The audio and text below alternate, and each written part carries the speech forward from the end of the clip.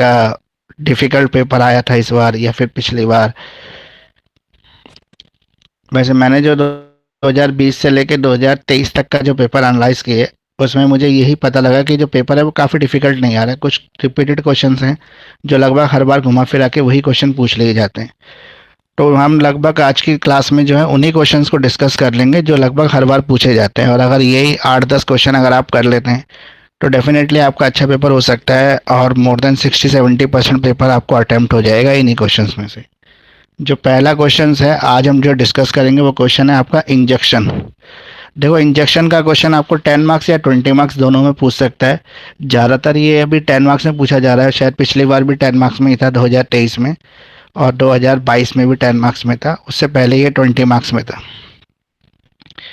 जो ये इंजेक्शन होता है इसका पहले मीनिंग क्या होता है आपको ये लिखना पड़ेगा। सबसे पहले इंजेक्शन की डेफिनेशन मीनिंग, उसके बाद ये इंजेक्शन कितने काइंड्स का होता है या टाइप्स ऑफ इंजेक्शंस क्या क्या है, या कितने तरह का जो इंजेक्शन है वो अलाउड है, कब जो इंजेक्शन नॉट अलाउड होता है, और किस लिए इंजेक्शन का रिलीफ दिया जाता है, ये आप इसमें कवर कर सकते हैं। तो पहले इंजेक्शन में आपको बता देता हूँ। कोई भी सिविल प्रोसीडिंग या सिविल लॉसूट जब चलता है कोर्ट के अंदर तो ऐसे होता है, फॉर एग्जांपल किसी प्रॉपर्टी पे डिस्प्यूट है, दो लोगों का डिस्प्यूट है, ए कहता है ये प्रॉपर्टी मेरी है, बी कहता है ये प्रॉपर्टी मेरी है। अब दोनों उस पर जब डिस्प्यूट करते हैं तो दोनों सिविल लॉसूट फाइल कर देते हैं। अब एक व्यक्ति जिसके पास टाइटल है, दूसरा व्यक्ति जिसके पास पोजीशन है यानी कि कब्जा है, तो डिस्प्यूट क्या है कि प्रॉपर्टी किसकी है।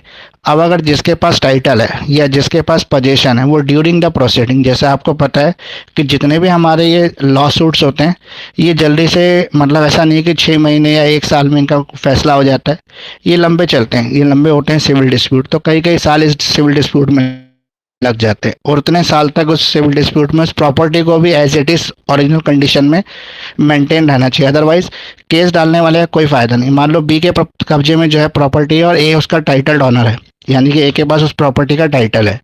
अब दोनों के बीच में डिस्प्यूट है, दोनों कोर्ट पहुंच गए। अब जिसके पास पोजीशन है उसको ये पता है कि उसने मतलब अनऑथराइज तरीके से या गलत तरीके से या इलीगल ऑक्यूपेंट है, वो प्रॉपर्टी के अंदर इलीगली उसने कब्जा कर रखा है, तो वो उस प्रॉपर्टी को आधे पौने दाम में सेल कर देगा कि इससे पहले अगर कोर्ट इसका डिसीजन दे उससे पहले वो कुछ पैसा उसमें से कमा ले और भाग जाए, या लॉ सूट चलता भी रहे तो और डिसीजन आएगा तो ये कह देगा कि मैंने ऑलरेडी इसको आगे बेच दिया है, और फिर अगेन दोबारा से उस टाइटल ओनर को उस नए जो इलीगल ऑक्यूपेंट है उसके खिलाफ केस करना पड़ेगा। तो इस तरह से ये लिटिगेशन कभी ख़त्म ही नहीं होगा। तो इस लिटिगेशन को ख़त्म करने के लिए, उस सूट प्रॉपर्टी को प्रोटेक्ट करने के लिए कोर्ट जो है वो इंजेक्शन प्रोवाइड करती है। इंजेक्शन जिसको आप टेम्पररी रिलीफ भी कह सकते हैं, ठीक है। दो काइंड के यहाँ पर हैं, जो 3 तरह के इंजेक्शंस होते हैं, जैसे टेम्पररी, परमानेंट और मैंडेटरी, ये इंजेक्शंस होते हैं। अब पहले इंजेक्शन के डेफिनेशन को देख लेते हैं। इंजेक्शन जो है is granted forbid the wrongful act or to restrain the constitution of a wrong already begin। जो गलत पहले हो गया है वो एज इट इज बना रहे, उसके अंदर जो कोर्ट डिसीजन दे उसके हिसाब से उसको करेक्ट किया जाए, इसके लिए इंजेक्शन प्रोवाइड किया जाता है। तो injection is a interim relief, injection एक इंटरिम रिलीफ है। Compel the party to do और रिस्ट्रेन फ्रॉम डूइंग सो, या तो पार्टी को कुछ करने के लिए इसमें इंस्ट्रक्शन दी जाती है इंजेक्शन के थ्रू, या कुछ करने से रोका जाता है पार्टी को। अब अगर हम काइंड्स ऑफ इंजेक्शन की बात करें तो इंजेक्शन में टेम्पररी इंजेक्शन होता है, परमानेंट इंजेक्शन होता है और मैंडेटरी इंजेक्शन होता है, यानी कि 3 काइंड है इंजेक्शंस के। सबसे पहले परमानेंट। जनरली ये जो परमानेंट इंजेक्शन होता है इसको परपेचुअल इंजेक्शन भी कहते हैं। ये दिया जाता है डिक्री के टाइम पे, जब कोर्ट इस लीगल सूट का जब फैसला करती है तो उस टाइम पे इस तरह के इंजेक्शन के ऑर्डर कोर्ट दे सकती है, जो परमानेंट इंजेक्शन होते हैं। When the defendant invade the threaten to invite your property और द राइट, जहाँ पर क्लियर ये पता चल रहा हो कि जो टाइटल है प्रॉपर्टी का, ये प्रॉपर्टी का जो क्लियर या प्रॉपर्टी या जो डिस्प्यूटेड चीज़ है, जो भी सिविल सूट में सूट प्रॉपर्टी जो है, जो डिस्प्यूटेड प्रॉपर्टी वो किसकी है और ये क्लियर पता लग रहा हो, तो कोर्ट क्या करती है, परमानेंट इंजेक्शन अलाउ कर देती है। यानी कि हर फैक्ट और हर एविडेंस से ये पता लग रहा हो कि ये जो सूट प्रॉपर्टी है ये उसकी बिलोंग है, किसकी बिलोंगिंग है, उसको परमानेंट इंजेक्शन कोर्ट दे सकती है, डिक्री से पहले भी और डिक्री के बाद तो मैंडेटरी हो जाती है। तो granted finally decide the matter and providing the remedy, इसमें फाइनल सेटलमेंट भी हो सकता है जिसमें फाइनल सेटलमेंट कह सकते हैं। तो ये जो परमानेंट इंजेक्शन होता है ये परमानेंट नेचर में होता है, ये डिक्री के टाइम पे दिया जाता है, ये ग्रांट करता है hearing and upon the merit of the case, ये जनरली केस के मेरिट पे दिया जाता है ये इंजेक्शन। ठीक है, जो ये इंजेक्शन है वो मैंडेटरी या परमानेंट कहा जा सकता है। अब है टेम्पररी इंजेक्शन, जैसे नाम से ही पता लग रहा है ये शॉर्ट टर्म रिलीफ है जो थोड़े टाइम के लिए दिया जाता है। तो कहीं पर भी ऐसा होता है कि उस प्रॉपर्टी को एज इट इज़ उसकी पोजीशन बना के रखी जाए जब तक इस सिविल डिस्प्यूट का फैसला ना हो जाए, तो इसको हम टेम्पररी इंजेक्शन में कवर कर सकते हैं। कोर्ट टेम्पररी इंजेक्शन से ऐसा कर सकते हैं, जैसे किसी प्रॉपर्टी के रॉन्गफुल सेल को रोकना, किसी प्रॉपर्टी के या किसी आइटम के अस्तित्व को बदलने से रोक देना, यानी कि जहाँ पर उसकी, जैसे कोई रॉ मटेरियल है उससे फिनिश प्रोडक्ट बन सकता है, तो रॉ मटेरियल को रॉ मटेरियल कंडीशन में रोकने के लिए टेम्पररी इंजेक्शन कोर्ट दे सकती है। तो डिस्पोज ऑफ सेल से प्रोटेक्ट करना, इस तरह के टेम्पररी इंजेक्शन दिए जाते हैं। जहाँ पर डिफेंडेंट को ये लगता है कि उसकी जो प्रॉपर्टी है, डिफेंडेंट और पैटिशनर दो लोग हैं इसमें, जहाँ पर डिफेंडेंट को ये लगता है कि जो उसकी डिस्प्यूटेड सूट प्रॉपर्टी है वो समय के साथ जो है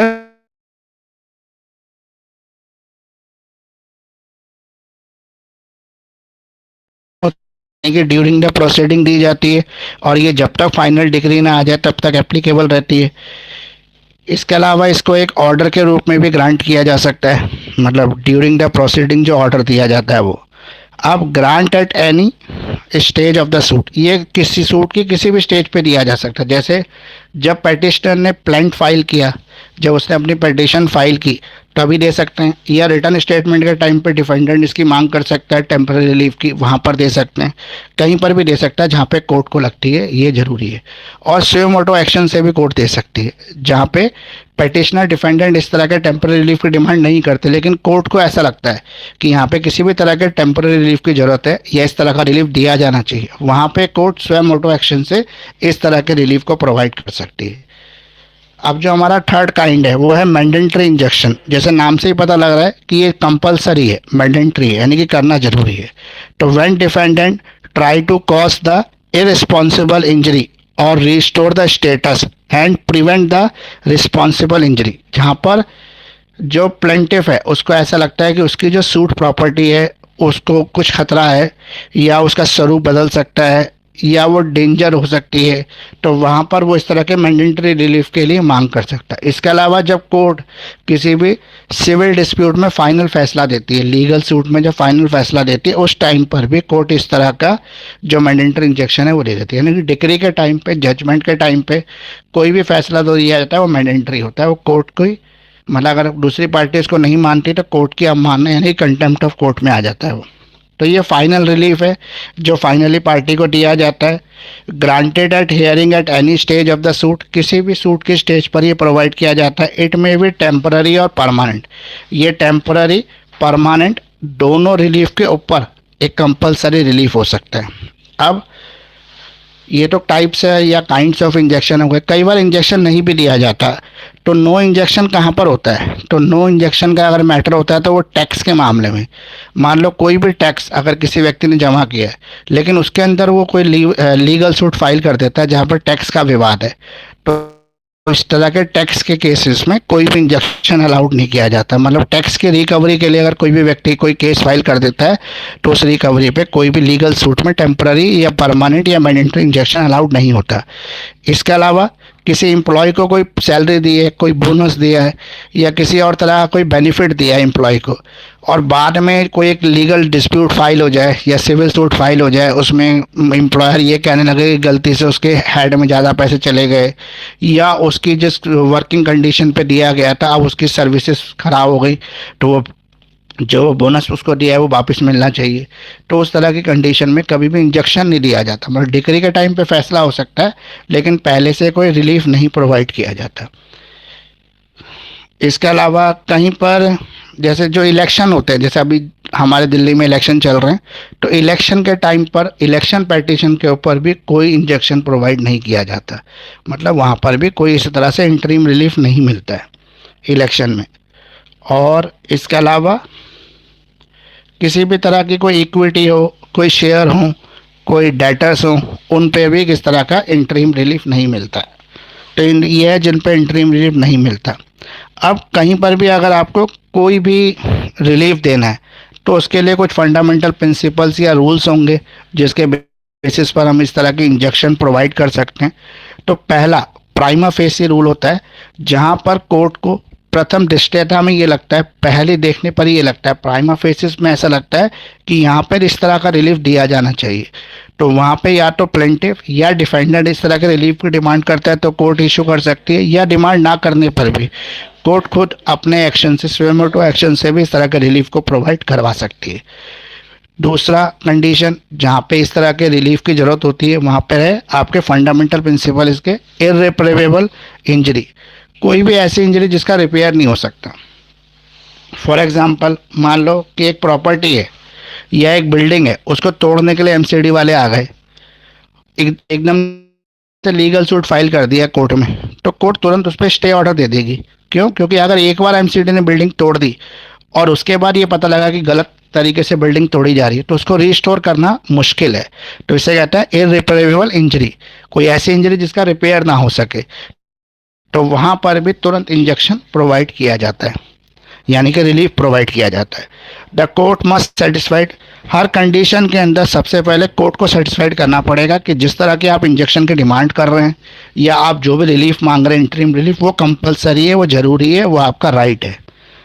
इसके अलावा जो कोर्ट का अपना नज़रिया होता है, मतलब डिस्क्रिएशंस ऑफ द कोर्ट, कोर्ट अपने नज़रिए से भी चीज़ों को चेक करती है, उस हिसाब से कोर्ट्स किसी भी सिविल डिस्प्यूट के अंदर जो है ये इंटरिम रिलीफ प्रोवाइड करती है। अगर कोई भी पार्टी इंटरिम रिलीफ मांगती है, इंजेक्शन मांगती है कोर्ट से, वेदर डिफेंडेंट और प्लेंटिफ, तो दूसरी पार्टी को नोटिस इश्यू किया जाता है, उसमें उसके तरफ से भी उसके रिटर्न स्टेटमेंट यानी कि उसका जवाब फाइल करवाया जाता है कि वो रिलीफ मिलना चाहिए या नहीं मिलना चाहिए। अगर वो अपोज करता है तो उसको प्रॉपर लीगल ग्राउंड देने पड़ेंगे उसको अपोज करने के लिए। तो ये इंजेक्शन का क्वेश्चन है जो मुझे लगता है शायद इस बार भी आ जाएगा, क्योंकि पिछले 2-3 बार से लगातार आ रहा है। 21 में भी आया था, 22 में भी आया था, 23 में भी आया था, इंजेक्शन तीनों साल आया है। तो मुझे ऐसा लगता है पर्सनली शायद इंजेक्शन इस बार भी आ जाएगा। एक क्वेश्चन और है रेस जुडिकाटा और रेस सब्सिडाइज। रेस जुडिकाटा और रेस सब्सिडाइज जो है ये कई बार रेस जुडिकाटा भी पूछ लेता है, कई बार रेस सब्सिडाइज रेस जुडिकाटा में डिफरेंशिएशन पूछ लेता है, और कई बार रेस जुडिकाटा का कंस्ट्रक्टिव रेस जुडिकाटा पूछ लेता है। तो कई तरीके से ये क्वेश्चन पूछा हुआ है एग्जाम में और ये लगभग हर बार ही रिपीट हो रहा है, तो ये क्वेश्चन के भी थोड़े से आने के चांसेस ज़्यादा हैं। अब रेस जुडिकाटा क्या है? रेस जुडिकाटा जो है सीपीसी के सिविल प्रोसीजर कोड के सेक्शन 11 में इसको कवर किया गया है। ये एक लैटिन मैक्सिम है जो कहता है which means matter has been adjudicated. कोई भी ऐसा मैटर जो ड्यूरिंग द ट्रायल है या ड्यूरिंग द प्रोसीडिंग है, उस पर कोई सिविल प्रोसीडिंग चल रही है, कोई लीगल सूट फाइल ऑलरेडी किया हुआ है, it is apply to the matter that already decided और एजुडिकेटेड। ऐसा मैटर जो पहले से डिसाइडेड हो चुका है उसे रेस जुडिकाटा में कवर किया जाता है। मतलब फॉर एग्जांपल दो पार्टी हैं, दोनों पार्टी में कोई भी डिस्प्यूट हुआ, कोई केस चला, एक पार्टी ने दूसरी पार्टी के खिलाफ कुछ एविडेंसेस दिए, कोर्ट ने उन एविडेंसेस को चेक किया और प्लेंटिफ या डिफेंडेंट दोनों में से कोई एक विनिंग हो गया। अब जीतने वाले व्यक्ति ने तो छोड़ दिया, लेकिन हारने वाला व्यक्ति same fact, same issue, same ground को लेकर दूसरी कोर्ट या सेम कोर्ट के अंदर ही दोबारा से एक प्लेंट फाइल कर देता है। हारने वाला व्यक्ति दोबारा से प्लेंट फाइल कर देता है, लेकिन उसके अंदर फैक्ट, एविडेंस, ग्राउंड सब सेम रखता है, पार्टीज भी सेम रखता है। तो वहाँ पे कोर्ट ये कहती है कि अगर आप बार बार एक डिस्प्यूट को लेके कोर्ट में आते रहोगे तो ऑलरेडी इंडिया में इतना ज़्यादा बर्डन है केसेस का, तो अगर ऐसे ही बार बार उसी सेम इशू पे बार बार सुनवाई करती रहेगी कोर्ट, तो फिर कभी केस की प्रोसीडिंग या लीगल प्रोसीडिंग ख़त्म ही नहीं होगी और चलती रहेगी लगातार। तो इसलिए इस एंडलेस प्रोसीडिंग को ख़त्म करने के लिए प्रिंसिपल ऑफ रेस जुडिकाटा को फॉलो किया जाता है, जो कहता है कि जो केस ऑलरेडी एजुडिकेट हो चुका है, जो केस ऑलरेडी डिसाइड हो चुका है, उसमें same fact, same party, same matter, same ground के बेसिस पर सेम कोर्ट, सेम जुरिडिक्शंस या अनदर कोर्ट, अनदर जुरिडिक्शंस या हायर कोर्ट अपीलिंग में, रिवीजन में, रेफरेंस रिवीजन में, रिव्यू में और अपील में इस तरह के केसेस को नहीं लेगी। तो इसे रेस जुडिकाटा का प्रिंसिपल कहते हैं, जो कहता है कि एक बार एक केस अगर डिसाइड हो गया है तो उसको दोबारा से नहीं सुना जाएगा या दोबारा नई प्लेंट या नई एप्लीकेशन नहीं ली जाएगी उसकी। अब रेस जुडिकाटा का प्रिंसिपल कहाँ एप्लीकेबल नहीं होता? वहाँ एप्लीकेबल नहीं होता जहाँ पे कोई नया फैक्ट आ जाए। मतलब कोई नया फैक्ट आने का ये मतलब है कोई नया एविडेंस क्रिएट हो जाए या नया एविडेंस मिल जाए, कोई नया फैक्ट उसके अंदर आ जाए, कोई नया इंसिडेंट आ जाए, कोई नई पार्टी इन्वॉल्व हो जाए, वहाँ पे दोबारा से प्लेंट फाइल की जा सकती है, दोबारा से सिविल प्रोसीडिंग स्टार्ट हो सकती है। तो ये इसके एक्सेप्शंस हैं। और रेस जुडिकाटा का मतलब है मैटर विच इज़ ऑलरेडी एजुडिकेटेड, ऐसा मैटर जो पहले से फैसला हो चुका है उसको अब दोबारा से किसी भी तरीके से कोर्ट नहीं सुनेगी, फाइनली उसको डिस्पोज कर चुकी है कोर्ट। अब इसमें एक और प्रिंसिपल है रेस जुडिकाटा के अंदर, वो अभी रेस सब्सिडाइज में बता दूंगा आपको। एसेंशियल क्या है इसके? तो एसेंशियल क्या क्या है इसके? एसेंशियल एलिमेंट्स क्या क्या रेस जुडिकाटा के? पहला, subsequent suit is filed, same fact same matter same ground same parties जो है अगेन दोबारा से किसी भी मैटर को फाइल कर रहे हैं, सब्सिक्वेंट फाइलिंग कर रहे हैं केसेस का, जो अलाउड नहीं है। दूसरा, इशू सेम होना चाहिए, मतलब ग्रीवेंस पार्टी जो है वो सेम होनी चाहिए दोनों की, विथ सेम टाइटल, टाइटल मतलब पार्टी सेम होनी चाहिए, बिटवीन द सेम पार्टीज होनी चाहिए। Former, suit has been decided, जो सूट है वो ऑलरेडी डिसाइड हो चुका हो, मतलब अभी ट्रायल में ना हो, ऑलरेडी डिसाइड हो चुका हो। Matter being heard and decided on the merit, जो मैटर है वो सुना गया है और मतलब मैरिट पे डिसाइड हुआ।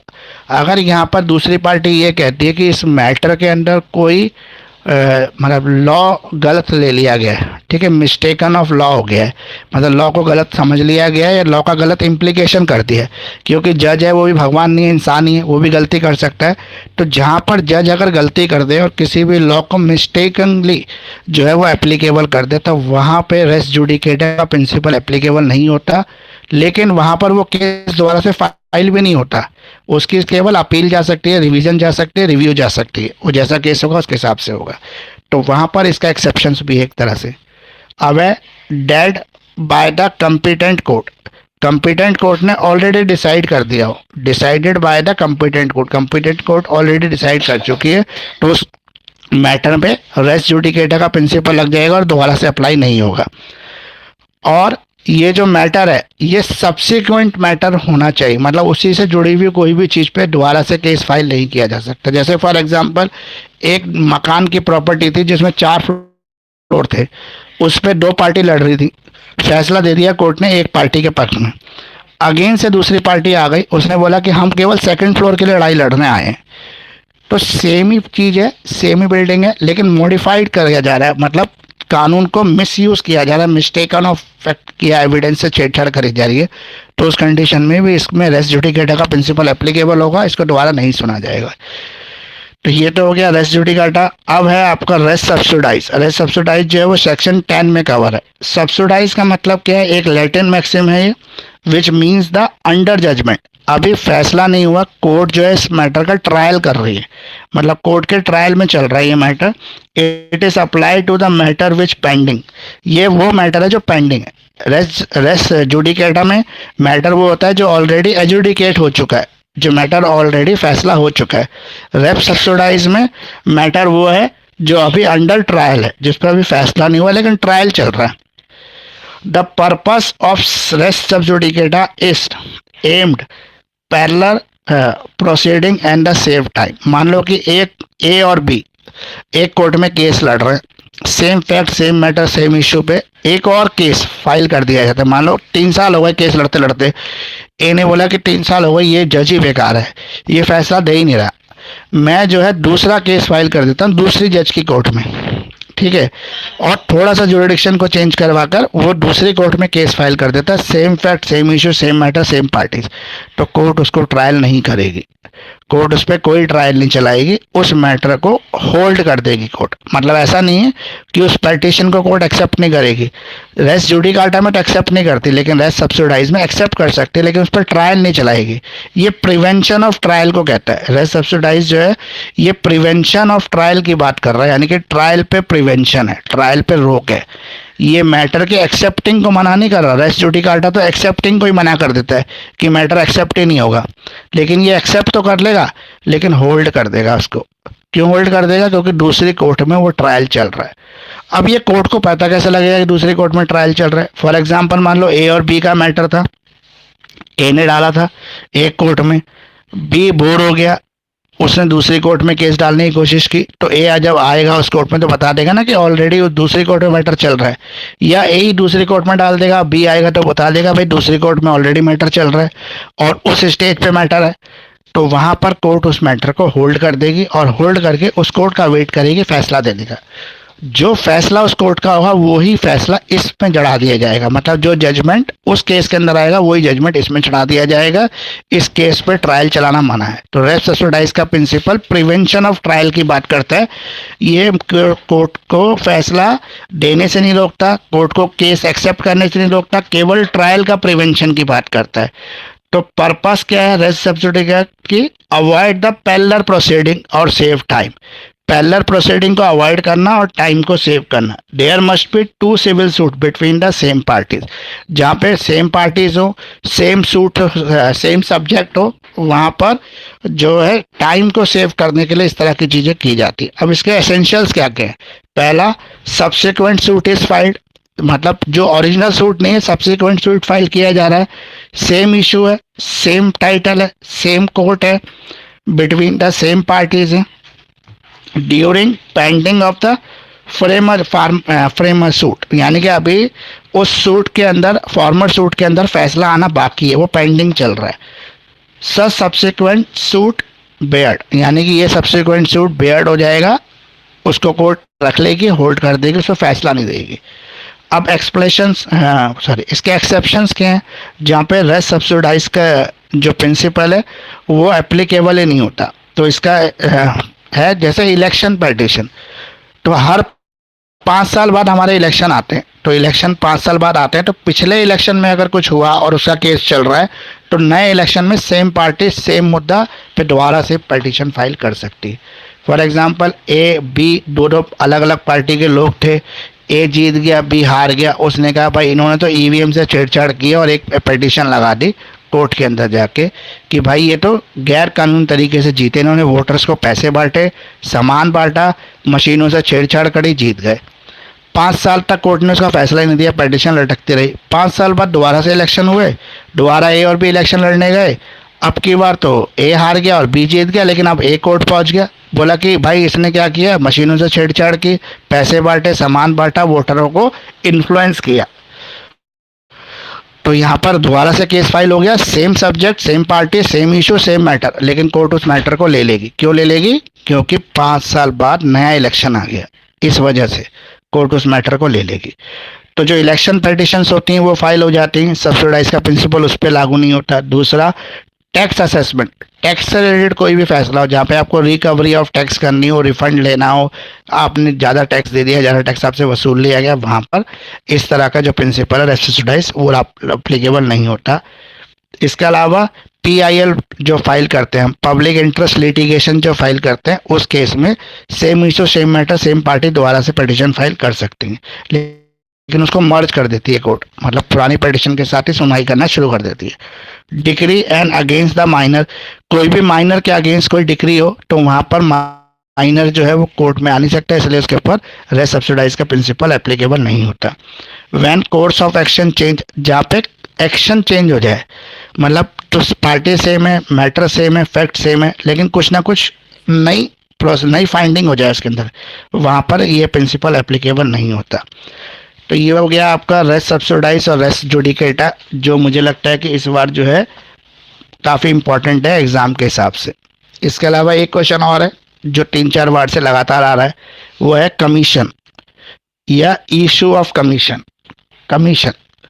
कमीशन जिसको इंसिडेंशियल प्रोसीडिंग भी कहते हैं, इंसिडेंशियल प्रोसीडिंग के नाम से आएगा या कमीशन के नाम से आएगा या अपॉइंटमेंट ऑफ कमिश्नर के नाम से आएगा, ये क्वेश्चन आपको। ये ऑर्डर 26 के हिसाब से, मतलब ऑर्डर 26 में इसके बारे में बताया गया है और सेक्शन 75 से लेकर 78 तक ये कवर करता है। अब ये जो कमीशन है, देखो कई बार कई ऐसी चीज़ें होती है जिसमें कोर्ट जो है डायरेक्टली हर चीज़ को हैंडल नहीं कर सकता। कोर्ट हर चीज़ को जो है डायरेक्टली, अगर आप बोलो कि कोर्ट खुद जाके हर चीज़ को वेरीफाई करे, चेक करे, तो ये पॉसिबल नहीं है। तो वहाँ पर कोर्ट क्या करता है, डेलीगेशन ऑफ अथॉरिटी करता है। अपनी पावर का डेलीगेशन करता है, अपनी अथॉरिटी का डेलीगेशन करता है। वहाँ पर कोर्ट जो होता है एक लोकल कमिश्नर को या कमिश्नर को अपॉइंट करता है उस पर्टिकुलर प्रोसीडिंग के। जैसे आपने बहुत बार देखा होगा कि सिविल सूट के अंदर जब विटनेसेस को क्रॉस एग्जामिनेशन करवाया जाता है तो हमेशा कोर्ट जो होते हैं एक लोकल कमिश्नर की अपॉइंटमेंट कर देती है, और कोर्ट के वर्किंग आवर के बाद, जैसे 2 बजे कोर्ट चलती है, 2 बजे के बाद वो दोनों पार्टीज बैठ जाती हैं और जो लोकल कमिश्नर होता है वो उनके एविडेंसेस को यानी कि क्रॉस एग्जामिनेशन जो करते हैं उसको रिकॉर्ड करता है। तो क्रॉस एग्जामिनेशन को रिकॉर्ड करने के लिए इस तरह के लोकल कमिश्नर्स होते हैं। तो ये जो लोकल कमिश्नर होते हैं उस समय जब ये एविडेंसेस को रिकॉर्ड कर रहे हैं तो ये एज ए जज उस पोजीशन पे बैठे हैं, मतलब इनके पास वो सारी पावर है जो ड्यूरिंग द क्रॉस एग्जामिनेशन जज के पास है, मजिस्ट्रेट के पास है। वो सारी पावर इस लोकल कमिश्नर के पास है। तो ये पावर आई कहाँ से लोकल कमिश्नर के पास? क्योंकि जज ने इसको मतलब अपना डेलीगेशन ऑफ अथॉरिटी किया है, अपने पावर का डेलीगेशन किया है एविडेंस रिकॉर्ड करने की। जज की ड्यूटी है किसी भी एविडेंस को रिकॉर्ड करना। वहाँ पे जज अपने डेलीगेशन कर रहा है, अपनी अथॉरिटी पावर का डेलीगेशन कर रहा है इनको, ताकि एविडेंसेस को रिकॉर्ड कर सके। यही जो कमिश्नर होता है इसका और काम होता है, फॉर एग्जांपल सूट प्रॉपर्टी को जाके साइड वेरिफिकेशन करनी है। मतलब दो व्यक्तियों के बीच में चल रहा है, मान लो एक शॉप है पुरानी दिल्ली के अंदर, ए पार्टी कह रही है कि भाई शॉप की आज की डेट में वैल्यू है 5 करोड़ रुपए, लेकिन दूसरी पार्टी कह रही है कि सर 5 करोड़ तो नहीं है वैल्यू, और कम से कम होगी 10-20 करोड़ रुपए। ये झूठ बोल रहे हैं। ये झूठ इसलिए बोल रहे हैं ताकि कम पैसा जमा करना। आपको पता होगा कि एक कोई भी आप लीगल सिविल केस जब फाइल करते हो, लीगल प्रोसीडिंग करते हो सिविल केस के अंदर, तो कोर्ट फीस आपको देनी पड़ती है प्रॉपर्टी के वैल्यू के हिसाब से। तो करीबन अगर 5 करोड़ की प्रॉपर्टी होगी तो करीब 5 लाख रुपए उसकी कोर्ट फीस जाएगी। तो उस चक्कर में लोग क्या करते हैं, प्रॉपर्टी को अंडर वैल्यू रिकॉर्ड करते हैं। तो वहाँ पर कोर्ट क्या करेगी, एक लोकल कमिश्नर को अपॉइंट कर दे, क्योंकि कोर्ट खुद तो जाके चेक नहीं करेगी ना मार्केट वैल्यू क्या है, प्रॉपर्टी की लोकेशन क्या है, प्राइम लोकेशन है कि नहीं है। उसी हिसाब से प्रॉपर्टी डिसाइड होती है। जैसे सेम प्रॉपर्टी है लेकिन एक शॉप है जो फ्रंट में और एक शॉप है जो बैक पोर्शन में, प्रॉपर्टी की लोकेशन सेम, एड्रेस सेम, सब कुछ सेम, लेकिन वैल्यू पे बहुत फर्क आ जाएगा। जो मेन फ्रंट साइड की शॉप है वो 5 करोड़ की होगी, तो बैक वाली शॉप 1 या 1.5 करोड़ की हो सकती है, 2.5 करोड़ की हो सकती है, 3 करोड़ की हो सकती है।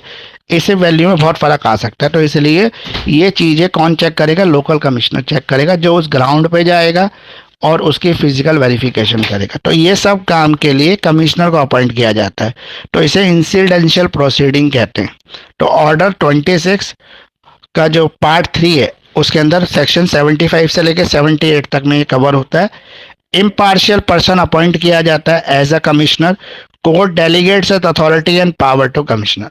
अब ये जो कमिश्नर है ये ना तो ए का रिश्तेदार होता है ना बी का रिश्तेदार होता है, ये एक इम्पार्शियल पर्सन होता है जिसका ना ए से कोई लेना देना है ना बी से कोई लेना देना। अगर दोनों में से किसी एक से लेना देना होगा तो ये या तो उसका पक्ष ले लेगा, भाई उसका रिश्तेदार हुआ, मान लो कोर्ट ने ऐसा व्यक्ति अपॉइंट कर दिया जो ए का रिश्तेदार है, वो तो ए के पक्ष में ही फैसला देगा ना। इसलिए कोर्ट इसमें क्या करती है कि इम्पार्शियल पर्सन की अपॉइंटमेंट करती है। अब सेक्शन 75 में क्या बताया गया, सेक्शन 75 में बताया गया कि इसका प्रोसेस क्या है। प्रोसेस में जैसे इशू ऑफ कमीशन को कब इशू किया जा सकता है, तो दोनों पार्टीज के कंसेंट पे, मतलब दोनों पार्टीज की अगर म्यूचुअल कंसेंट होती है तब, या फिर कोर्ट खुद भी अपनी मर्जी से भी इस तरह की अपॉइंटमेंट कर सकते हैं जहाँ पे कोर्ट को लगता है ऐसा करना नेसेसरी। किसी भी पर्सन को एग्जामिनेशन करना हो, किसी की लोकल इन्वेस्टिगेशन करानी हो, ठीक है, कहीं पर जो है किसी अकाउंट्स को चेक करना हो, ठीक है, किसी का सैलरी अकाउंट वगैरह वेरीफाई करना हो, वहाँ पर कहीं पर कोई पार्टीशन करना हो, मतलब मान लो एक प्रॉपर्टी का बंटवारा हो रहा है 2 भाइयों के बीच में, तो फिजिकली जज जाकर तो वहाँ पर चेक नहीं करेगा, पार्टीशन नहीं करवाएगा, वहाँ पर लोकल कमिश्नर या कमिश्नर को अपॉइंट कर देते हैं जो पार्टीशन करवाएगा जाकर। या कोई साइंटिफिक या किसी तरह के एक्सपर्ट्स की ज़रूरत हो, जैसे हैंड राइटिंग एक्सपर्ट्स की ज़रूरत हो, वहाँ पर कोर्ट इस तरह के पर्सन को अपॉइंट कर देता है, उसको ड्यूटी देता है। या कहीं पर कोई प्रॉपर्टी की सेल करनी, मतलब कोर्ट ने कुर्की के आदेश दे दिए कि प्रॉपर्टी बेचो और कोर्ट का पैसा दो, कोर्ट में जमा करो पैसा लाके, तो वहाँ पे मजिस्ट्रेट तो जाएगा नहीं प्रॉपर्टी को बिकवाने, वहाँ पे कोई ना कोई ऑफिसर जाएगा या कोई कमिश्नर जाएगा। इसके अलावा जहाँ पर कोई मिनिस्टीरियल एक्ट परफॉर्म करना हो, मतलब कोई सरकारी आदेश का पालन करना हो, वहाँ पर या कोई भी जगह पर कोर्ट या तो दोनों पार्टीज की मर्जी से या अपनी मर्जी से इस तरह की चीज़ें कर सकता है, या किसी विटनेस को एग्जामिनेशन करना हो, क्रॉस एग्जामिनेशन ऑफ विटनेस होता है, उसमें भी इस तरह के कमिश्नर की अपॉइंटमेंट की जाती है। अब जो अगर हम बात करें कि 75 जो है वो कहता है power of court to issue a commission subject of such condition and limitation as may be prescribe the court में इशू अ कमीशन। तो कोर्ट इस तरह के कमीशंस को इशू कर सकती है जहां पर दोनों पार्टीज रिक्वेस्ट करें, सिंगल पार्टी रिक्वेस्ट करे डिफेंडेंट पिटिशन में से कोई एक, या कोर्ट खुद भी स्वयं एक्शन से इस तरह की अपॉइंटमेंट कर सकती है। ये सेक्शन 75 में लिखा है। अगर हम सेक्शन 76 की बात करें तो कमीशन टू अनदर कोर्ट, कई बार क्या होता है कि मान लो कि जिसका प्रॉपर्टी का सूट चल रहा है वो प्रॉपर्टी किसी और कोर्ट के जुरिडिक्शंस में आ रही है, ठीक है, किसी और कोर्ट के जुरिडिक्शंस में आ रही है, तो ऐसी कोर्ट दूसरी कोर्ट को पावर दे देती है कि वहां का व्यक्ति जो है लोकल कमिश्नर जो वो जाए। मान लो प्रॉपर्टी जो है वो डिस्प्यूटेड प्रॉपर्टी गांव में है लेकिन पार्टी दिल्ली में रह रही है और दिल्ली में उन्होंने सिविल सूट डाल दिया। अब इस तरह के सूट के लिए उस प्रॉपर्टी को इंस्पेक्ट करने के लिए मान लो एक पार्ट प्रॉपर्टी का गांव में भी है तो उसके लिए वहां जाना पड़ेगा, तो वहां की कोर्ट को ऑथराइज कर देती है और वहां से लोकल कमिश्नर की अपॉइंटमेंट हो जाती है। सेक्शन 76 कहता है commission to another court. Section 77 कहता है लेटर ऑफ रिक्वेस्ट। मान लो कोई व्यक्ति फॉरेन में रह रहा है, एक प्रॉपर्टी फॉरेन में, मान लो फैमिली पंजाब के अंदर है लेकिन एक प्रॉपर्टी उनकी कनाडा में भी है जिसका डिस्प्यूट में वो भी प्रॉपर्टी है, उसका भी नाम लिखवाया हुआ। अब उस प्रॉपर्टी की इंस्पेक्शन कैसे होगी? अब वहाँ की कोर्ट को तो आदेश दे नहीं सकती कोर्ट, मतलब वहाँ पे तो डेलीगेशन ऑफ अथॉरिटी होगा नहीं, तो वहाँ पे लेटर ऑफ रिक्वेस्ट जाएगा। तो लेटर ऑफ रिक्वेस्ट फॉरेन के मामले में होता है। तो ये बताता है हमारा सेक्शन 77। सेक्शन 78 कहता है commission issued by the foreign court. Foreign court के पास ये पावर आ जाती है कि वो एक कमीशन इशू करे। कमीशन मतलब वो एक लोकल कमिश्नर को उस पर्टिकुलर पर्पस के लिए उस प्रोविजन के हिसाब से एक्ट करने के लिए अपॉइंट करे। तो ये हो गया आपका कमीशन, जो मुझे लग रहा है कि एग्जाम के हिसाब से इंपॉर्टेंट है, जिसे इंसिडेंशियल प्रोसीडिंग भी कहते हैं। ये 3 क्वेश्चन मैंने अभी तक आपको बताए। इसके अलावा मैं आपको बताता हूँ एक और, इंडिजेंट सूट। इंडिजेंट सूट यानी कि पॉपर सूट। पॉपर सूट पहले कहा जाता था, अब कहा जाता है इंडिजेंट सूट। तो ये भी इंपॉर्टेंट लग रहा है मेरे को क्योंकि ये भी 2 बार रिपीट हुआ है पिछले 3-4 साल में, तो 2 बार रिपीट हुआ है तो ये भी आ सकता है आपका। ऑर्डर 33 का जो हमारा रूल 1 से लेकर 5 तक है वो आपके इंडिजेंट पर्सन के बारे में बताता है या इंडिजेंट सूट के बारे में बताता है। इंडिजेंट पर्सन की जो डेफिनेशन है वो रूल 1 में दे रखी है ऑर्डर नंबर 33 के।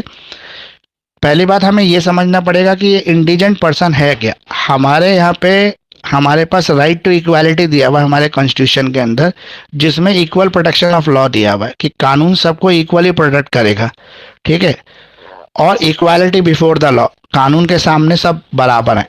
तो इसी प्रिंसिपल को एप्लीकेबल करने के लिए कुछ लोग ऐसे भी हैं जो बहुत गरीब है, जिनके पास पैसा नहीं है, ठीक है, किसी भी तरह की कोर्ट की प्रोसीडिंग को झेलने का। अब आपको पता है जो भी सिविल प्रोसीडिंग होती है वो कई सालों तक चलती है, तो उसमें कोर्ट की फीस भी लगती है। फॉर एग्जांपल 1 करोड़ की प्रॉपर्टी के लिए आप केस कर रहे हैं तो कम से कम उसका 8 लाख रुपए के आसपास या 10 लाख रुपए के आसपास आपको कोर्ट फीस भरनी पड़ेगी। अब इतना पैसा किसी के पास है या नहीं है, तो यहाँ पे ऐसे पर्सन को कहा गया है इंडिजेंट पर्सन। ऐसा पर्सन जिसके पास कोर्ट फीस भरने का पैसा नहीं है, जो सिविल प्रोसीडिंग का बर्डन नहीं झेल सकता, लेकिन फिर भी इक्वालिटी बिफोर लॉ हमारे यहाँ पे प्रिंसिपल है और equal protection of the law. तो उसी हिसाब से कानून ये कहता है कि फंडामेंटल राइट है कि सबको न्याय लेने का अधिकार है। तो इस न्याय के अधिकार के ऊपर बेस कर ही हम इंडिजेंट पर्सन डेवलप करते हैं। इंडिजेंट पर्सन वो पर्सन है जिसके पास इतना पैसा नहीं है कि वो सिविल प्रोसीडिंग को चला सके। अब कितना पैसा और कितना पैसे को हम कैसे नापेंगे? तो यहाँ पे बताया गया कि 1000 रुपये की प्रॉपर्टी जिसके पास नहीं है, 1000 रुपये से कम की प्रॉपर्टी, वो इंडिजेंट पर्सन कहलाएगा। अब ये 1000 की प्रॉपर्टी में क्या क्या चीज़ आती है? इसमें सूट प्रॉपर्टी को हटा दो, जितने की सूट प्रॉपर्टी है वो हटा दो, उसके अलावा उसके पहनने के कपड़े हटा दो, उसके रहने की ज़रूरी चीज़ें हटा दो, जो बर्तन हो गए, कपड़े हो गए, खाना हो गया, इन सब चीज़ों को हटाने के बाद जो उसके पास चल अचल संपत्ति है उसे बोला गया। अगर उसके पास वो भी नहीं है तो वो इंडिजेंट पर्सन की कैटेगरी में आ जाता है और वो इस तरह के जो उसकी जो फीस है वो एग्जेम्प्ट हो जाती है, उसको कोई भी फीस नहीं देनी पड़ती है। तो प्रॉपर्टी लेस देन ₹1000 की प्रॉपर्टी में सूट प्रॉपर्टी हटा दो, कपड़े हटा दो, खाना हटा दो, और मान लो कोई उसके कोई ऐसा व्यक्ति है जो मजदूरी करता है, तो मजदूर के पास उसके जो टूल्स होंगे, जैसे उसका हथौड़ा होगा, उसके जो आरी होगी, या किसी और तरह का जो टूल्स होगा जो उसके काम में यूज़ होता है, वो टूल्स की वैल्यू इसमें इंक्लूड नहीं होती प्रॉपर्टी में। उसके अलावा कोई चीज़ है तो वो इसमें शामिल हो जाती है। इसके अलावा रूल 2 कहता है एप्लीकेशन ऑफ इंडिजेंट सूट। ऐसे किसी भी व्यक्ति को जो इंडिजेंट पर्सन है रूल 1 के अकॉर्डिंग, वो एक इंडिजेंट एप्लीकेशन फाइल कर सकता है एक इंडिजेंट सूट के लिए। वो प्रॉपर जिस कोर्ट में उसको मतलब केस डालना है, उसी कोर्ट में वो एक एप्लीकेशन फाइल करेगा। अब ये एप्लीकेशन में वो क्या लिखेगा, तो ये वैसे एप्लीकेशन नहीं जैसे आप लिखते हो टू द प्रिंसिपल या फिर किसी भी एमसीडी अथॉरिटी पुलिस कमिश्नर को लिख दी, एसएचओ को लिख दी, वो एप्लीकेशन नहीं है, इस तरह से नहीं लिखी जाएगी। ये प्लांट है, मतलब ये पेटिशन ही है जो टाइटल के साथ फाइल की जाएगी इंडिजेंट पर्सन, जिसमें वो बताएगा कि वो इंडिजेंट पर्सन है और इस तरह की वो प्लांट फाइल कर रहा है, उसको ये लीगल रेमेडी चाहिए। उस लीगल रेमेडी के लिए वो कोर्ट से मांग सकता है। तो एप्लीकेशन जो है वो एक तरह से प्लांट ही है, मतलब उसकी पेटिशन ही है। और ये फाइल कौन करेगा, ये एप्लीकेंट खुद फाइल करेगा जो इंडिजेंट पर्सन है। फिर इसका जो रूल 3 है वो कहता है इस कंटेंट क्या क्या होने चाहिए इस एप्लीकेशन में। जो भी एक प्लांट के कंटेंट होते हैं, प्लांट में जो भी कंटेंट है वही सारे कंटेंट इसमें भी होने चाहिए। चौथा जो रूल 4 है हमारा, वो कहता है कोर्ट सबसे पहले एग्जामिन करेगी उस पर्सन को कि जो पर्सन ये क्लेम कर रहा है कि वो इंडिजेंट पर्सन है वो है भी कि नहीं है। दूसरा, कोर्ट उसकी प्रॉपर्टी को चेक करेगी कि उसके पास कितनी वैल्यू की प्रॉपर्टी है। अब है रूल 5। अगर हम रूल 5 की बात करें तो यहाँ पे सूट को कोर्ट जो है रिजेक्ट कर सकती है इंडिजेंट पर्सन के सूट को। अगर कोर्ट को ये लगता है कि भाई ये जो कंटेंट है ये रॉन्ग है, इसने झूठी जानकारी दी है, यहाँ पे जो पर्सन है उसके पास प्रॉपर्टी जो है वो पहले तो बहुत सारी थी, लेकिन 2 महीने पहले उसने सारी प्रॉपर्टी बेच दी, इसलिए बेच दी ताकि वो इंडिजेंट पर्सन के रूप में जो है केस फाइल कर सके। तो ऐसा व्यक्ति जो धोखाधड़ी करने की कोशिश कर रहा है, जिसने 2 महीने पहले ही अपनी प्रॉपर्टी बेची है, तो उसका कोर्ट इंडिजेंट पर्सन नहीं मानेगी। इसके अलावा कोई भी ऐसा व्यक्ति जो दिखाने के लिए गरीब है लेकिन एक्चुअली उसके पास कोई और संपत्ति, पैसा या अर्निंग है वो। इसके अलावा action not presented in application, कोई भी ऐसी चीज़ जो उसने एप्लीकेशन में मेंशन नहीं की लेकिन है। फॉर एग्जांपल उसको कहीं से कोई पेंशन आ रही है, उसको कहीं से कोई सैलरी आ रही है, कोई वेजेस आ रहा है, उसने वो मेंशन ही नहीं किया,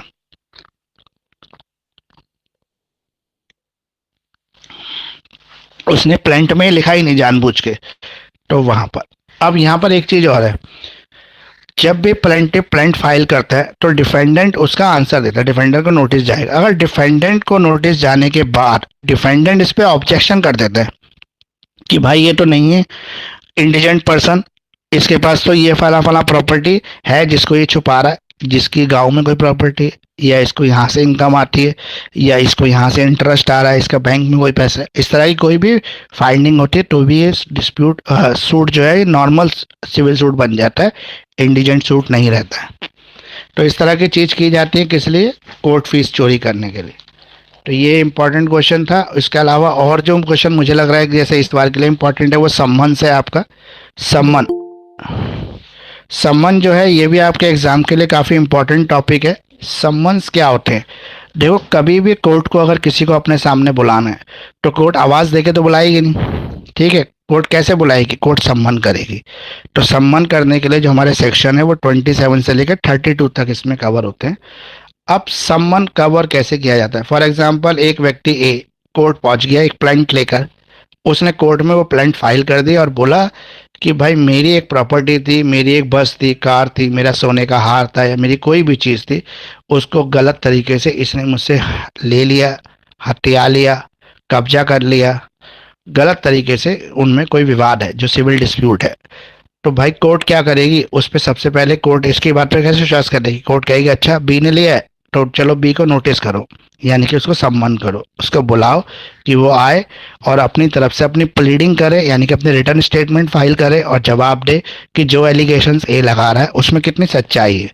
फिर कोर्ट उन दोनों को कंपेयर कर कर ही उस चीज़ का फैसला दे सकती है। तो यहाँ पर हमें ये समझना पड़ेगा कि सम्मन जो है एक तरह से एक लीगल नोटिस है जो सप्लाई किया जाता है प्लेंटिफ की तरफ से किसको? डिफेंडेंट को, लेकिन कोर्ट की तरफ से दिया जाता है इसमें। तो अगर हम बात करें तो जो सम्मन्स होता है उसमें रीजन देती है कोर्ट। जैसे पहला, final disposal of the suit, suit का फाइनल डिस्पोजल कर रही है कोर्ट, उस समय जरूरत पड़ रही है किसी को बुलाने की, तो कोर्ट सम्मन में ये मेंशन कर देगी कि फाइनल डिस्पोजल के लिए आपको बुलाया जा रहा है, या सेटलमेंट के लिए बुलाया जा रहा है, किसी भी इशू को सेटल करने के लिए सम्मन इशू हो रहा है। ये काइंड्स हैं सम्मन के, जो है काइंड्स हैं अलग अलग तरीके के। या फिर आपके पर्सनल अपीयरेंस के लिए आपको बुलाया जा रहा है, पर्सनल अपीयरेंस चाहिए आपका कोर्ट में, आप किसी वकील के, देखो बाकी दो में अगर वो ना आए तो उनकी तरफ से अगर उनका मतलब वो एडवोकेट प्रेजेंट हो जाए तो चलेगा, लेकिन कोर्ट ने अगर स्पेसिफिकली मेंशन कर दिया कि आपको पर्सनल अपीयरेंस देनी है तो आपको फिर पर्सनली आना पड़ेगा। तो ये आपके पर्सनल अपीयरेंस भी हो सकती है सम्मन के अंदर।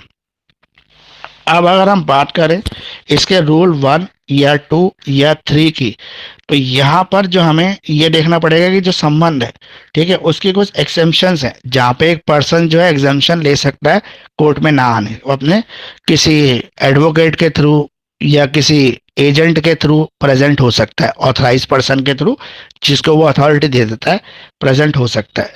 लेकिन अगर तीसरा जो हमारा रूल है जहाँ पे बोला गया है कि पर्सनल अपीयरेंस जरूरी है, वहाँ पे उसको खुद ही आना पड़ेगा।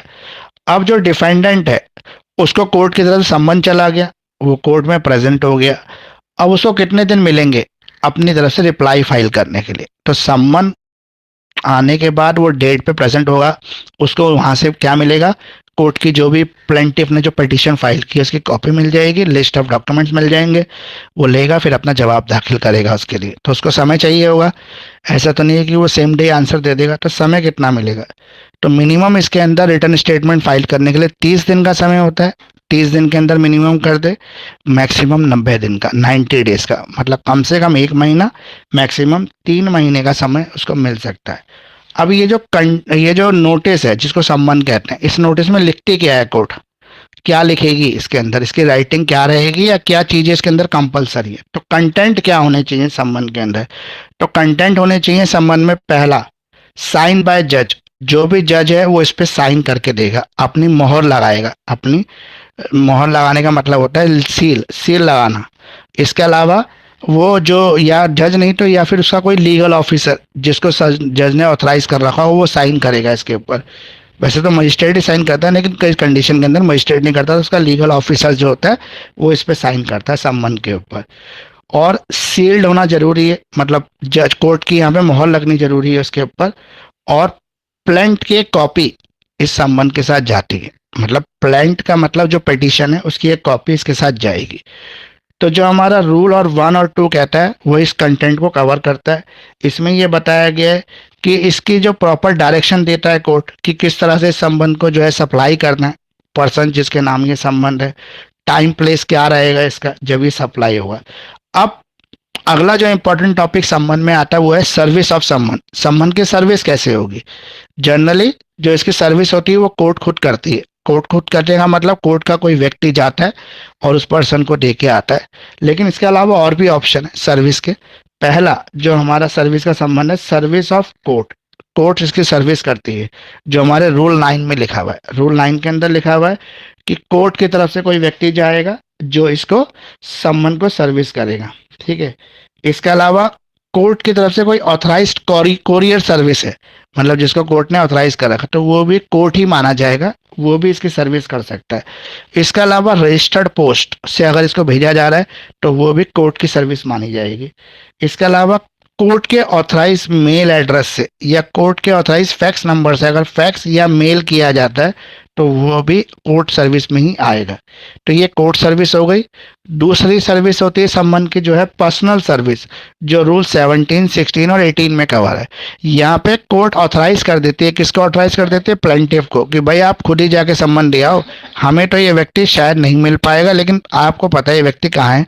तो कोर्ट ऑथराइज कर देती है खुद प्लेंटिफ को कि जो पिटीशन फाइल कर रहा है पिटिशनर, कि आप चले जाओ और आप इसकी सप्लाई कर दो। तो ये रूल 17, 16 और 18 में ये कवर है कि किस किस कंडीशन के अंदर ये व्यक्ति जो है पर्सनल सर्विस की रिक्वेस्ट कर सकता है कोर्ट से, या कोर्ट उसको करवा देती है। फिर एक और होता है हमारा दस्ती संबंध। दस्ती संबंध क्या होता है? जहां पर कोर्ट जो होती है उस ऑर्डर की एक कॉपी, दस्ती कॉपी इसको ले लेती है, पिटिशनर को या डिफेंडेंट जिसकी तरफ से भी संबंध होता है उसको दे देती है, और वो खुद अपने विटनेस को जाके दे देता है। फॉर एग्जाम्पल मैंने 3 विटनेस बनाए, विटनेस ए, विटनेस बी, विटनेस सी। ठीक है, मैं खुद प्लेंटिफ हूँ, तो मुझे पता है कि मेरा विटनेस जो है वो कहाँ और कब कैसे मौजूद है, तो मैं उसकी दस्ती कॉपी लेके उसको सप्लाई कर देता हूँ, अपने विटनेस को बता देता हूँ कि आपको इस डेट को कोर्ट में आना है। फिर है आपका सब्स्टिट्यूटेड सर्विस। सब्स्टिट्यूटेड सर्विस का ये होता है कि जब कोर्ट को ये लगता है, जैसे फॉर एग्जांपल 3 बार व्यक्ति गया और वो व्यक्ति जानबूझकर जब भी कोर्ट वाला आता है वो गायब हो जाता है, वो सम्मन लेना ही नहीं चाहता, तो उस कंडीशन में सब्स्टिट्यूट सर्विस का एक प्रोविज़न है, उसके घर के बाहर सम्मन की कॉपी को चिपका देते हैं, या कोई ऐसा पर्सन जो उसकी वाइफ हो, उसका बेटा हो जो मेजर हो, या उसका कोई भाई हो, उसको वो सम्मन सर्विस कर सकते हैं। इसे कहते हैं सब्स्टिट्यूटेड सर्विस, जिसको ये माना जाता है कि वो व्यक्ति जो है वो जो सम्मन है वो सर्व हो गया और उसी व्यक्ति को हुआ जिसके नाम था। अगर बार बार जाने के बाद भी मान लो प्रेमिसेस पर लॉक लगा है, ताला लगा है, और लोग कह रहे हैं यार रहता तो है लेकिन कब आता है कब नहीं आता है ये पता नहीं लगता, तो उस कंडीशन में भी सब्स्टिट्यूटेड सर्विस की जा सकती है। तो उसके घर के बाहर उस नोटिस को चिपका देते हैं और उस पर लिखकर वो जो पर्सन जो सर्विस करने आता है वो कोर्ट को वापस दे देता है और बता देता है कि इस तरह सर्विस है। फिर कोर्ट चाहेगी तो उस राइटिंग के मैटर पर जो उसने उसमें नोट लिखा है उस पर मान लेगी, या फिर उसको बुला के गवाही भी करवा सकती है कि आपने कितनी बार अटेम्प्ट किया, क्या आपको पता लगा, अड़ोसी पड़ोसी से पूछा नहीं पूछा, इस तरह की चीज़ें हो सकती हैं। तो ये सर्विस ऑफ सम्मान हो गया आपका। तो सेक्शन 2 में इसकी डेफिनेशन भी दे रखी है कि सम्मन है क्या। Summon include any document used by the court to give the notice to a person और हिज अटेंडेंट्स। सम्मन के अंदर एक डॉक्यूमेंट होता है जो कोर्ट देती है किसी भी व्यक्ति को अटेंड करने के लिए, कोर्ट में आने के लिए बोलती है। It can be a form of writ, ये एक तरह से रिट होती है, एक ऑर्डर होता है, एक नोटिस होता है। ठीक है, अब सम्मन का पर्पस क्या है, सम्मन दिया क्यों जाता है? सम्मन के अगर हम पर्पस की बात करें तो providing information the defendant that some legal proceeding is been initiated against him. सबसे पहले एक इंफॉर्मेशन होती है जो दूसरे व्यक्ति को दी जाती है कि आपके खिलाफ एक लीगल प्रोसीडिंग स्टार्ट हुई है, उस लीगल प्रोसीडिंग में आप आके अपना मत रखें, अदरवाइज हम इस बात को सच मान के इस पर फैसला दे देंगे। अगर आपको लगता है कि इसमें कुछ आप कुछ और नई चीज़ें जोड़ सकते हो, नए इफेक्ट ला सकते हो, तो आ जाओ अपनी तरफ से अपना जवाब दो, नहीं तो हम इस पर फैसला दे देंगे। For following principle of the natural justice, इसमें एक प्रिंसिपल है नेचुरल जस्टिस का, उसको फॉलो किया जाता है, जहाँ पे ये बोला गया कि हर व्यक्ति को अपना पक्ष रखने का अधिकार है। Defendant can allow to defend his case, एक डिफेंडेंट को अलाउ करना चाहिए अपने केस को डिफेंड करने के लिए। मतलब ये ना हो कि एक की बात सुनकर ही पंचायत जो है फैसला कर दे, जब तक दूसरे का नहीं सुना तो सच्चाई कैसे पता लगेगी। अब संबंध के जो एसेंशियल्स हैं वो क्या क्या है, ये राइटिंग में होना चाहिए, वर्बल संबंध होता ही नहीं कभी, ये राइटिंग में ही होता है।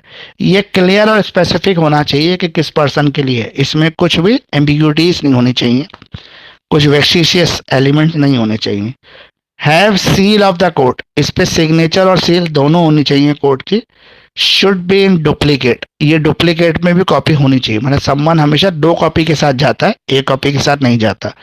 Must have date place time, इसमें क्लियरली मेंशन होना चाहिए किस डेट पर, किस टाइम में और किस प्लेस पर प्रेजेंट होना है, जिस व्यक्ति को आप सम्मान दे रहे हैं उसको कहाँ आना है, ये तो बताना क्लियर जरूरी है। ये थोड़ी ना कि आपने बोल दिया कि भाई 30,000 कोर्ट आ जाओ या साकेत कोर्ट आ जाओ, रोहिणी कोर्ट आ जाओ, लेकिन कहाँ आए, किस कोर्ट नंबर में आए, किस समय पहुंचे, किस डेट को पहुंचे, ये क्लियर होना जरूरी है।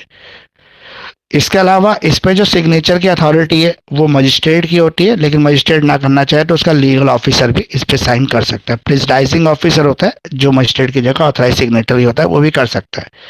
सम्मन के जो टाइप हैं वो सिविल भी हो सकते हैं, क्रिमिनल भी हो सकते हैं और एडमिनिस्ट्रेटिव भी हो सकते हैं।